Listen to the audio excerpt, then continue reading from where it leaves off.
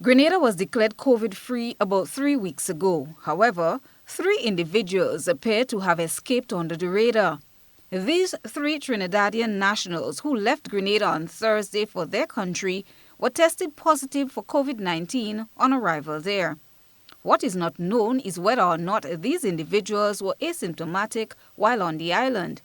Roberts believes this should serve as an eye-opener. There are a lot of people who feel that despite the fact we didn't have a positive case for this last several weeks, no testing was done. So they're hoping that nothing happens rather than going out there and do some more testing. You at times have to do random testing. Once a person has any symptoms at all close to what it might be, we need to test. But in this case, the 3 Trinidadians who went on apparently were not even showing any signs. So we have to be more thorough in our approach. We have to do more testing. And I think this is going to reveal a lot more information that would give us a greater confidence in the data.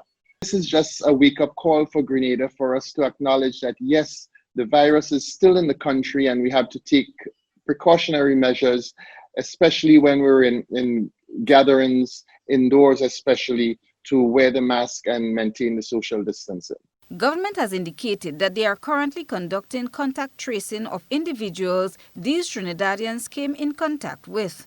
However, the public health instructor believes some thought should go into testing people leaving the country. Grenada, we need to do more testing to really find out what is going on in the community. Even though we're saying we don't have any cases, it is highly possible that there are people who are expressing symptoms out there. So we have to encourage the public to get the test done. In this case, for 3 persons on the flight of 72 persons, I understand, is a clear indication that 4% of the persons were tested positive. So does that give an indication that 4% of the population might be positive too? This is something we need to do to have more tests. Roberts is disturbed that there is not enough involvement of stakeholders in the entire process.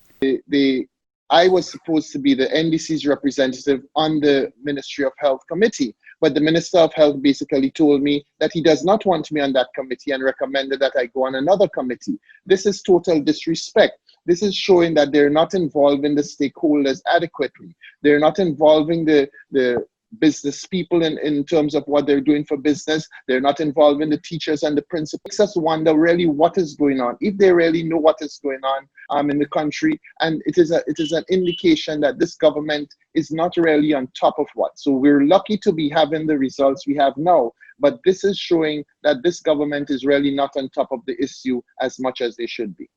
Christina John, GBN News.